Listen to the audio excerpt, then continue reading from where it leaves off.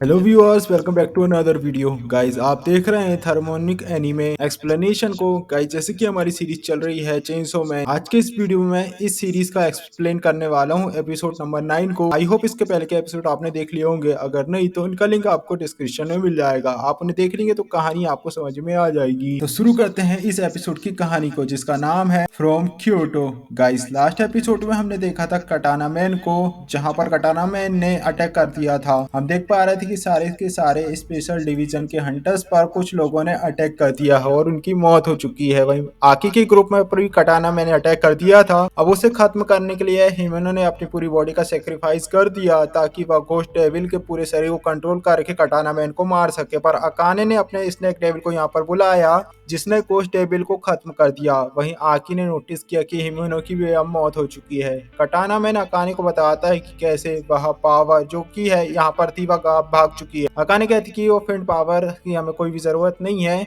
हम यहाँ पर चेंसो के हार्ट लेने के लिए आए हुए हैं। तभी कोस्ट लेवल का कटा हुआ हाथ डेंजी के पास जाता है और उसकी डोरी को खींच देता है। अब इससे डेंजी चेंसो में कन्वर्ट हो जाता है और वह उठ खड़ा हो उठा था। कटाना मैन कहता है कि अब तो मैं इसके दो टुकड़े कर दूंगा, मैं इसे जान से मार दूंगा। जहाँ पर अकाने कहती है कि तुम्हें इस बात को ध्यान रखना होगा, इसके दिल को कोई भी नुकसान नहीं होनी चाहिए, वो हमें चाहिए। डेंजी कहता है अच्छा, तो तुम दोनों बुरे लोग हो, मुझे बुरे लोगों को मारने में मजा आता है, मैं उन्हें बिना झिझक के चीर देता हूँ बीच से। फिर डेंजी जंप मारता है और कटाना मैन पर जोरदार अटैक करता है। वहीं आकी जो कि एक जगह पर बैठा हुआ था, और उसका काफी ज्यादा ब्लड बह रहा होता है। अकाने जो रेडियो में कहती है वे लोग चेंसो मैन से फाइट कर रहे हैं और उन्हें और भी ज्यादा सपोर्ट की जरूरत है, और भी ज्यादा लोगों को भेजने के लिए वह कहती है। वहीं कटाना मैन और चेंसो मैन काफी तगड़ी फाइट कर रहे होते हैं, दोनों एक दूसरे को बहुत बेहतरीन तरीके से मार रहे होते हैं। तभी कटाना मैन के और भी साथी वहां पर आ जाते हैं और डेंजी के ऊपर गन पॉइंट कर लेते हैं। वे लोग अब उसे मारने ही वाले थे। कटाना मैन उनसे कहता है कि जल्दी से उसके हाथों पर या उसके सिर पर बुलेट चलाओ,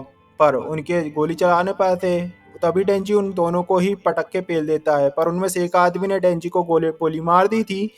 डेंजी उसे होस्टेज बनाता है और कटाना मैन को बोलता है अगर उसने अब आगे कदम बढ़ाया एक भी तो वह उसके आदमी को जान से मार देगा।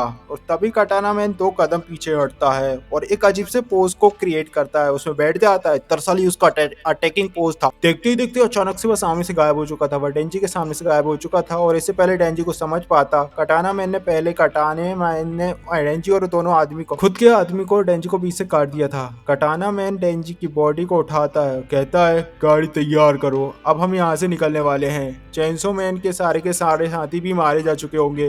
हो सकता है वे लोग डेविल हंटर हैं, पर हैं तो इंसान ही, उनकी मौत हो चुकी होगी। गोली लगने पर कोई भी इंसान नहीं बचता, तो वे भी मारे गए होंगे। तभी कटाना मैन अपने इंसानी रूप में आ जाता है। वही हम देखते हैं कि पूरी की पूरी स्पेशल फोर्सेस के सारे लोगों के मारे जा चुके थे, स्पेशल डिवीजन के सारे हंटर्स मारे जा चुके थे। इनमें वे सभी लोग थे जो कि पार्टी में आए हुए थे, यानी कि फूशी, हिरुकाजू, सारे के सारे लोग मारे जा चुके थे। वही माकिमा को मारने वाले जो थे लोग किलर, वे अभी भी ट्रेन में होते हैं। वे लोग आपस में डिस्कशन कर रहे थे कि केटो स्टेशन जैसे ही आएगा हम लोग ना लोगों के बीच छुप जाएंगे, कोई भी हमें नहीं पहचान पाएगा कि हम थे कौन। पर तभी जैसे ही वो पीछे मुड़ते हैं उनकी सांसें रुक चुकी थी, क्योंकि माँ की आकर खड़ी हो चुकी थी।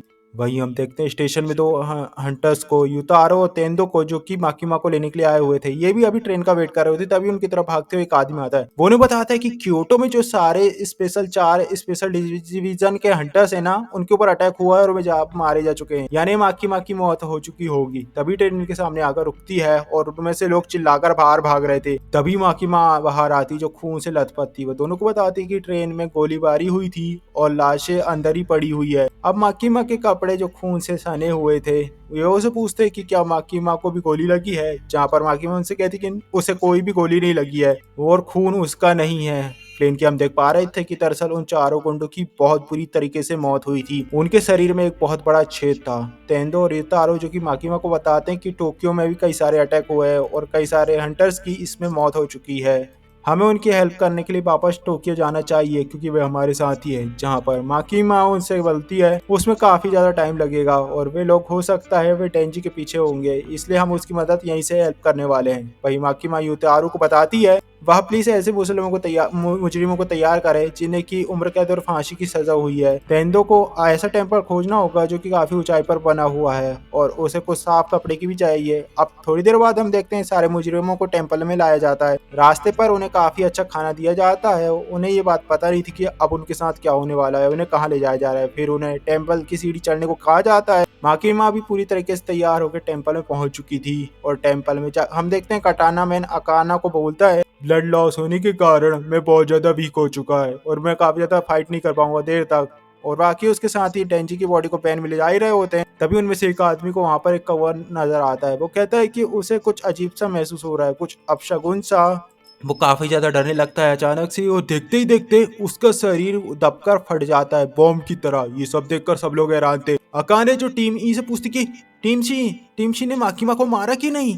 टीम ई का आदमी उसे बताता है कि कुछ थोड़ी देर पहले से टीम सी रिस्पॉन्ड नहीं कर रही है। इतना कहकर वह आदमी भी फटकर मारा जाता है। अकाने समझ चुकी थी हो ना हो ये काम माकीमा का ही है। फिर हमें दिखाया जाता है कि आखिर चल क्या रहा है। दरअसल टेम्पर के सामने माकीमा ने इतारो, टेंडो और सारे मुस्लिमों की आंखों में पट्टी बांधी होती है। इतारो सोच रहा होता है कि आखिर उनकी आंखों में क्यों पट्टी बांधी गई है। टेंडो से बताती कि दरअसल माकीमा सीधा चीफ कैबिनेट सेक्रेटरी को रिपोर्ट करती है। हम जैसे छोटे डेविल हंटर्स को ये जानने की बिल्कुल भी परमिशन नहीं कि आखिर माकीमा ने कौन से डेविल से क्या कॉन्ट्रैक्ट किया है। और अब यहाँ हम देखेंगे माकीमा के कॉन्ट्रैक्ट को। माकीमा एक मुजरिम के पास जाकर उसे एक नाम जैसे सुसु मिजिमा जो दोहराने के लिए बोलती है, वह वैसा ही करता है और तब माकीमा अपने हाथों से कुछ साइन को क्रिएट करती है। वहीं कटाना मैन का जो दूसरा हाथ उसे पकड़ रहा था, वो दूसरा हाथ भी मारा जा चुका था जिसका नाम सुसु होता है। यानी माकीमा इन लोगों को अपने हाथों से मार रही हो। माकीमा जो अगले मुजरिम के पास जाती है उसे एक नाम देती है,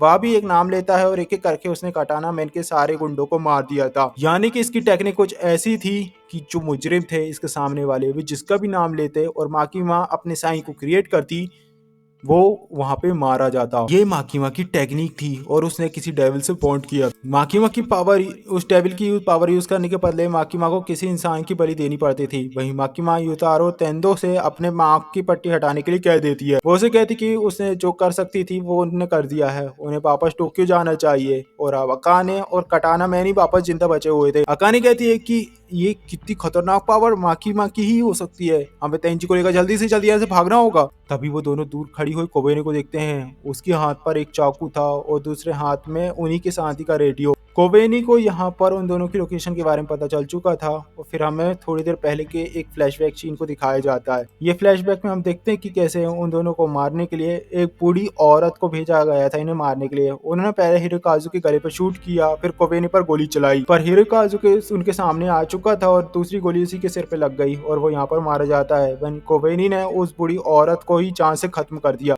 कोबेनी यहाँ पर हिरोकाजु की मौत पर बहुत ज्यादा गुस्से में आ चुकी थी। वहीं अकाने ने अपनी उंगली की नाखून को सेक्रीफाइस करती है और स्नेक डेविल की पूंछ को समन करती है। वह उससे कोबेनी पर अटैक करती है, पर कोबेनी इजीली उसके अटैक को डॉज कर जाती है और स्नेक डेविल के ऊपर रंप करना शुरू कर देती है। कटाना मैन उसके ऊपर कई सारे बुलेट फायर करता है, पर कोबेनी अपनी चाकू की हेल्प से उसके हाथ को ही काट देती है और फिर उसकी गन को लेकर कटाना मैन को कई बार शूट करती है। तभी अकाने गन उठाकर कोबेनी के ऊपर शूट करती है और कोबेनी डेंजी की बॉडी को शील्ड के सामने ला लेती है। अकाने कटाना मैन को वैन में पुश करती है और खुद ही वैन को ड्राइव करके वहां से भागने की कोशिश करती है। वहीं डेंजी को साथ में ले जाने का उनका प्लान था जो कि अब सक्सेसफुल नहीं हो पाया था। कोबेनी डेंजी से माफी मांगती है क्योंकि वह उसे उस दिन मारना चाहती थी। उसने उसे मारने की कोशिश करी थी उसके पहले वाले मिशन में। फिर वह दोनों हंसना शुरू कर देती, हंसना रोना एक साथ कर रही थी। वो याद करती कैसे उसने बूढ़ी औरत को उसकी गन से मार दिया। वहीं हिरोकाजु जो कि उसे बचाते हुए सेक्रीफाइस हो गया, मतलब उसने अपना बलिदान दे दिया। उसके कारण कोबेनी को लग रहा था कि वह ऐसे में पागल हो जाएगी। कोबेनी डिसीजन कर ली थी कि वो नौकरी छोड़ देगी। वो सोच रही थी कि जैसे ही वह हिमोनो से ये मिलेगी उसे बता देगी इस बारे में। सामने पर माकीमा, इतारो और तेंदो तीनों ही टोक्यो लौट आए थे। तभी वहां पर एक हंटर जिसका नाम माटोमा था वो यहाँ पर आता है उनसे मिलने के लिए। माकीमा खुश थी उसे देखकर कि वो जिंदा है। वो उसे पूछता है कि और कितने लोग हैं जो हमारे साथ ही जिंदा है। माटोमा कहता है कि स्पेशल डिवीजन 1, 2, 3 और 4 पर अटैक हुए, सिर्फ वही हंटर सभी बचे हुए जो कि पूरी तरीके से इंसान नहीं थे, स्पेशल थे। माकीमा कहते हैं कि इस अटैक के पीछे हो ना हो गन डेविल का हाथ हो सकता है। माटोका उससे कहते हैं कि हमें ये ऊपर से ऑर्डर मिला है कि अब ज्यादा हंटर्स तो बचे हुए नहीं है, तो सारे के सारे स्पेशल डिवीजन को मिलाकर अब एक कर दिया जाएगा। अब ये जो नया डिवीजन था 4, इसे माकीमा के ही कंट्रोल में होगा। फिर हम देखते हैं माटो जो कि माकीमा को अपना इस्तीफा दे देता है क्योंकि अब वो ये काम नहीं करना चाहता था। क्योंकि स्पेशल डिवीजन में रहना खतरे से खाली नहीं था और इससे अच्छा कि वह मारा जाए, वह इस जॉब को ही क्विट कर देगा। माकिमा यहाँ से जाने लगती है। वही माडोगा उसे एक और क्वेश्चन करता है, क्या क्या तुम्हें इस हमले का अंदाजा था, तुम्हें पता था? माकिमा कहती कि अब वह सिर्फ एक आम नागरिक है तो वह उसे पब्लिक सेफ्टी की अब कोई भी इंफॉर्मेशन शेयर नहीं कर सकती। आज तक कहकर वो वहाँ से चली जाती है। यूतारो तेंदो जिन्हें फिक्र हो रही थी तो माकिमा से कहते हैं कि हम यहाँ पर स्पेस डिवीजन को ज्वाइन करने आने ही नहीं है, हम तो यहाँ पर केवल हेल्प करने के लिए आए हुए थे और एक हफ्ते में हम क्योटो जाना चाहते हैं। जिस पर माकिमा कहती है कि कितनी शर्म की बात है कि तुम लोग डर रहे हो, तुम्हें पता है टोक्यो में कितना अच्छा खाना मिलता है। इसी के साथ इस एपिसोड की यहाँ पर समाप्ति होती है। गाइस इस एपिसोड के साथ हम जान चुके हैं कि चेनसो मैन यहाँ पर काटा जा चुका है और अब क्या होगा। क्या हमारा चेनसो मैन यहाँ पर मारा जा चुका है, उसकी बॉडी जो बीच से कट चुकी है, उसके साथ ही उसके दोस्त जो कि अब उसकी फैमिली बनने वाले थे, बन चुके ही थे, जैसे आकी और बाकी के साथ ही जो कि मारे जा चुके हैं।